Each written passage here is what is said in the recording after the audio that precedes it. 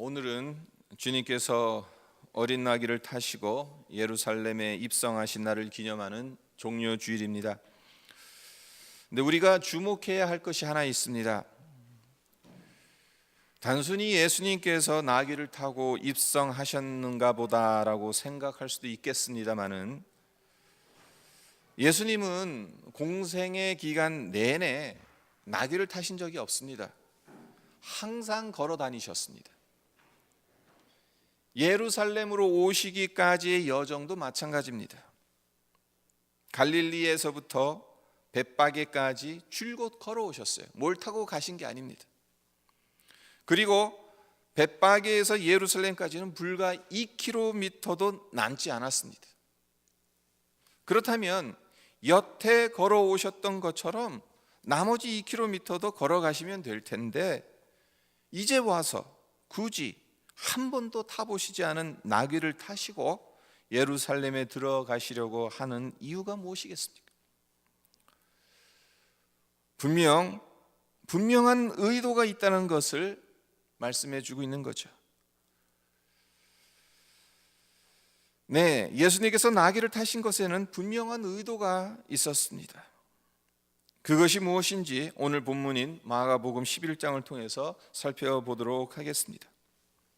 첫째, 나귀를 타신 것은 하나님께서 약속하신 겸손의 왕이라는 것을 보여주시기 위함입니다. 1절과 2절을 보십시오. 그들이 예루살렘에 가까이 와서 감난산 벳바게와 베다니에 이르렀을 때 예수께서 제자 중 둘을 보내시며 이르시되 너희는 맞은편 마을로 가라. 그리로 들어가면 곧 아직 아무도 타보지 않은 나귀 새끼가 매어 있는 것을 보리니 풀어 끌고 오라. 예수님께서 예루살렘 가까이 오셨습니다. 한참 잘 걸어오시던 예수님이 갑자기 가던 길을 멈추시더니 제자 두 사람을 맞은편 마을로 보내십니다. 가서 나귀 새끼를 끌고 오라는 것입니다. 왜 그러셨을까요? 갑자기 피곤해지신 걸까요? 더 이상 걸어가기가 힘드셨던 것입니까? 병행 구절인 마태복음 21장 5절을 보면 그 이유를 이렇게 설명하고 있습니다. 이는 선지자를 통하여 하신 말씀을 이루려 하심이라. 일러스되 시온 딸에게 이르기를 내 왕이 내게 임하나니 그는 겸손하여 나귀 곧 멍에 매는 짐승의 새끼를 탔도다 하라 하였느니라. 그리고 선지자를 통하여 하신 말씀은 다름 아닌 스가랴 9장 9절과 10절 말씀입니다. 시온에 따라 크게 기뻐할지어다. 예루살렘에 따라 즐거이 부를지어다. 보라, 내 왕이 내게 임하시나니 그는 공의로우시며 구원을 베푸시며 겸손하여서 나귀를 타시나니 나귀의 작은 것 곧 나귀 새끼니라. 내가 에브라임의 병거와 예루살렘의 말을 끊겠고 전쟁하는 활도 끊으리니 그가 이방 사람에게 화평을 전할 것이요 그의 통치는 바다에서 바다까지 이르고 유브라데 강에서 땅 끝까지 이르리라. 예수님은 하나님께서 스가랴 선지자를 통해 하신 예언을 이루시기 위해서 의도적으로 나귀 새끼를 타신 것입니다. 하나님께서 약속하신 그 왕이 예수님 당신이라는 것을 보여주시기 위해서였습니다. 예수님이 왕으로 오신 것, 그것은 폭군으로 오신 게 아닙니다. 백성들 위에 군림하는 왕으로 오신 게 아니죠. 겸손하여서 나귀를 타신 왕입니다. 겸손히 우리를 섬기기 위해 오신 왕입니다. 따라서 이런 예수님을 왕으로 모시면 그곳에 하나님 나라의 안식이 임하게 됩니다. 겸손의 왕이신 예수님께 배우면 이 세상에서도 하늘의 안식을 누리며 살아갈 수 있는 것입니다. 어느 부자 사업가의 아들이 성경대학에 입학했습니다. 기숙사에서 생활하게 되었는데 그가 살던 집에 비해 너무 형편없는 겁니다. 특히 화장실이 너무나도 불결해서 마음 놓고 일을 못 보는 거예요. 그래서 학장에게 불평을 털어놓습니다. 학장은 웃으며 내가 조치해 주겠다라고 대답했고, 그 학생은 청소부가 와서 깨끗이 치워줄 거라고 생각을 했습니다. 얼마 후 화장실에서 청소하는 소리가 들려옵니다. 학생은 누가 와서 청소를 하는지 보려고 갔다가 깜짝 놀라게 됩니다. 청소부가 아닌 학장이 직접 와서 기쁨 가득한 얼굴로 화장실을 청소한 것을 보았기 때문입니다. 청소를 마친 학장은 자, 화장실 깨끗해졌으니 이제 마음에 드나라고 묻습니다. 학생이 너무나 뜻밖의 일에 놀라서 아무 대답도 하지 못하니까 학장은 이렇게 말합니다. 염려 말게. 우리 학교는 재정적으로 그다지 넉넉하지 못해서 청소부를 따로 둘 수가 없으니 모두가 스스로 자기를 한다네. 학생은 그 순간 많은 것을 배웠습니다. 겸손이 무엇인지를 배웠습니다. 겸손함 속에서 자유를 누린다는 것이 무엇인지를 본 것입니다. 우리 역시 이 세상을 살아가다 보면 짜증나고 화가 나는 일이 생기기 마련입니다. 그러면 마음의 평화와 안식이 깨지고 맙니다. 그럴 때 우리가 배워야 할 것은 주님의 겸손인 것입니다. 주님의 겸손을 배우면 어떤 상황 속에서도 평화와 자유를 누릴 수 있습니다. 이 세상에서 주님보다 더 낮아지신 분이 어디 있겠습니까? 하늘의 영광 버리시고 이 땅에 오셔서 가장 낮고 낮은 곳에 계셨고 세리와 죄인들 그들의 친구가 되셨던 주님, 오늘 우리가 성만찬을 하게 되겠지만 성만찬에 앞서서 세족식도 하셨을 때도 예수님께서 직접 무릎을 꿇으시고 제자들의 발을 씻기셨던 것, 겸손의 왕이라는 것, 섬기러 오셨다라는 것을 보여주시는 것이죠. 예수님께서 겸손의 왕으로 오셨고, 그리고 그 주님께서 그 겸손의 왕이 우리를 다스려 주실 때 주님 주시는 참된 안식과 기쁨이 우리 안에 충만하게 임할 수 있다는 것, 우리가 경험하기를 바랍니다. 둘째, 예수님께서 어린 나귀를 타신 것은 예수님이 평화의 왕이라는 것을 보여주시기 위함입니다. 7절로부터 10절까지를 보세요. 나귀 새끼를 예수께로 끌고 와서 자기들의 겉옷을 그 위에 얹어 놓으매 예수께서 타시니 많은 사람들은 자기들의 겉옷을, 또 다른 이들은 들에서 벤 나뭇가지를 길에 펴며 앞에서 가고 뒤에서 따르는 자들이 소리 지르되 호산나 찬송하리로다. 주의 이름으로 오시는 이여 찬송하리로다. 오는 우리 조상 다윗의 나라여 가장 높은 곳에서 호산나 하더라. 놀랍도록 엄청난 환영이죠.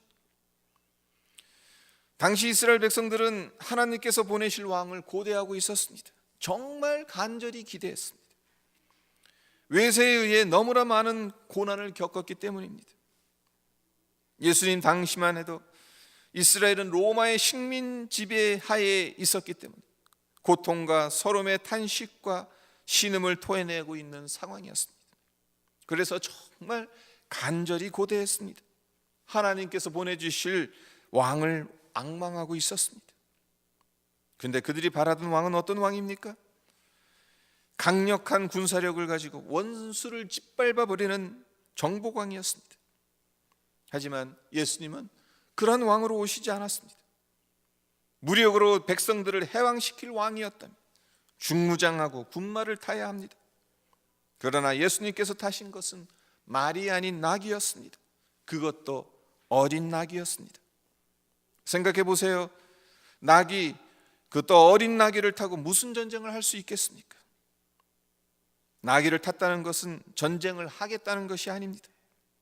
앞서 스가랴 9장 9절에서 10절을 읽어드렸는데 9절은 예수님께서 겸손의 왕으로 나귀 새끼를 타신다는 것을 예언하고 있는 것이고 10절에서는 그 왕이 무슨 일을 할 것인지를 예언하고 있는 것입니다. 그것이 무엇이겠습니까? 에브라임의 병거와 예루살렘의 말, 그리고 전쟁하는 화를 끊어버리겠다는 것입니다. 그리고 이방 사람들에게 화평을 전하신다는 것입니다. 결국 전쟁 무기를 사용해서 이 세상을 정복하는 것이 아니라 화평으로 이 세상을 통치하신다는 것입니다. 예수님께서 우리에게 가져다 주시는 화평, 크게 두 가지로 생각해 볼 수가 있습니다. 하나는 우리와 하나님 사이의 화평입니다. 그런데 하나님과 우리 사이에 평화가 있으려면 먼저는 하나님과 우리 사이를 가로막고 있는 죄의 장벽을 없애야 합니다. 그래서 예수님은 이 죄의 장벽을 허물어뜨리기 위해 십자가에서 대속의 죽음을 감당하셨던 겁니다. 로마서 5장 1절에서 사도 바울이 이렇게 말합니다. 그러므로 우리가 믿음으로 의롭다 하심을 받았으니 우리 주 예수 그리스도로 말미암아 하나님과 화평을 누리자. 그렇습니다. 예수님은 우리를 하나님과 화평하게 만들어 주시는 평화의 왕입니다. 그렇기 때문에 하나님과 화평을 누릴 수 있는 자리로 우리가 나아갈 수 있다라는 사실입니다. 다른 하나는 사람들 사이의 평화입니다. 예수님은 사람과 사람 사이에 평화를 주시기 위해 십자가를 지셨습니다. 에베소서 2장 13절과 14절에서 사도 바울이 이렇게 말합니다. 이제는 전에 멀리 있던 너희가 그리스도 예수 안에서 그리스도의 피로 가까워졌느니라. 그는 우리의 화평이신지라. 둘로 하나를 만드사 원수된 것 곧 중간에 막힌 담을 자기 육체로 허시고, 원수된 것 곧 중간에 막힌 담을 예수의 육체로 허셨다고 합니다. 우리가 이 세상 어느 누구와도 화평을 누릴 수 있는 근거는 다름 아닌 여기에 있는 것입니다. 예수님은 이 평화를 이루시려고 예루살렘에 입성하셨고 십자가를 지셨습니다. 예수님은 평화의 왕이십니다. 예수님이 왕으로 들어오시면 우리 심령 안에서 놀라운 평화가 만들어집니다. 하나님과의 평화를 누릴 수 있고 사람들 사이에서도 평화를 누릴 수 있게 되는 것입니다. 바라기는 우리에게 예수님이 주시는 이 평화가 항상 가득하기를 축복드립니다. 한 가지 더 살펴볼 것은 예수님은 우리가 섬기고 순종해야 할 왕이라는 사실입니다. 2절부터 6절까지 눈으로 한번 보세요. 이 구절에서 무엇을 발견할 수 있습니까? 예수님께서 나귀를 타신 겸손과 평화의 왕으로 예루살렘에 입성하실 수 있었던 것은 순종하는 사람들이 있었기 때문에 가능했다라는 것입니다. 먼저는 나귀를 끌고 오라는 예수님의 말씀에 순종하는 제자들이 있었죠. 쉽지 않은 일이었을 겁니다. 매어 있는 나귀 새끼를 풀어서 끌고 오려고 했다가는 어떤 곤란한 상황을 만나게 될지 모릅니다. 왜 그렇습니까? 남의 것입니다. 값을 치른 것도 아닙니다. 가져가겠다는 약속을 미리 한 것도 아닙니다. 심지어는 주인이 누구인지조차 알지 못하는 상황입니다. 따라서 나귀를 무작정 풀어서 끌고 오려고 했다가는 어떤 험한 꼴을 당할지 모르는 일입니다. 그런데도 제자들은 주님이 시키신 대로 순종했습니다. 그런가 하면 주가 쓰시겠다고 하신다는 말만 듣고서도 자기 나귀를 사용하시도록 내어준 나귀 주인의 순종 또한 있다는 것을 우리는 주목할 필요가 있습니다. 예수께서 말씀하신 대로 나귀 새끼를 주께서 쓰시겠다고 하죠. 나귀 주인이 선뜻 내어주었습니다. 이것이 의미하는 바가 무엇이겠습니까? 그가 나귀 새끼의 진짜 주인이 주님이시라는 것을 알았다는 겁니다. 네, 세상의 모든 것은 주님의 것입니다. 우리의 모든 소유 역시 다 주님의 것입니다. 주님께서 진짜 주인이시고 우리는 단지 청지기입니다. 따라서 주님께서 쓰시겠다고 하면 무엇이든지 주님께 내어드려야 합니다. 그것이 돈이든 재능이든 시간이든 주님께 내어드려야 합니다. 그러면 그것을 통해 주님께서 주님의 주님 되심을 드러내실 것입니다.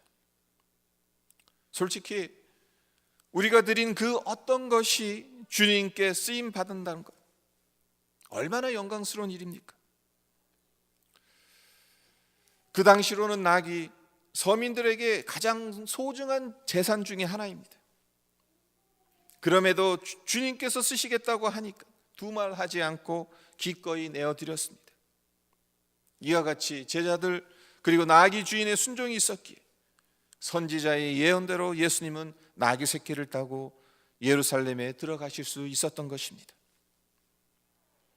우리는 모두 청직입니다. 주님께서 요구하실 때에 순종하여 내어드림으로 주님께 쓰임을 받는 영광을 누리시기를 바랍니다. 예수님께서 우리를 위해 십자가를 지시려고 예루살렘에 입성하신 종료주의를 보내면서 겸손의 왕으로 평강의 왕으로 오신 주님을 우리의 마음을 다해 찬양하며 경배드렸으면 합니다. 특별히 주님께서 제정하신 성찬을 받으며 이전에는 하나님의 진노를 받을 수밖에 없었던 우리를 이제는 하나님과 화평을 누리게 하신 예수님의 대속적 희생을 마음 깊이 새기는, 그리고 그 주님을 왕으로 모시고 순종함으로 주님이 주시는 참된 안식과 자유를 경험하는 우리 모두가 되기를 주님의 이름으로 축원드립니다.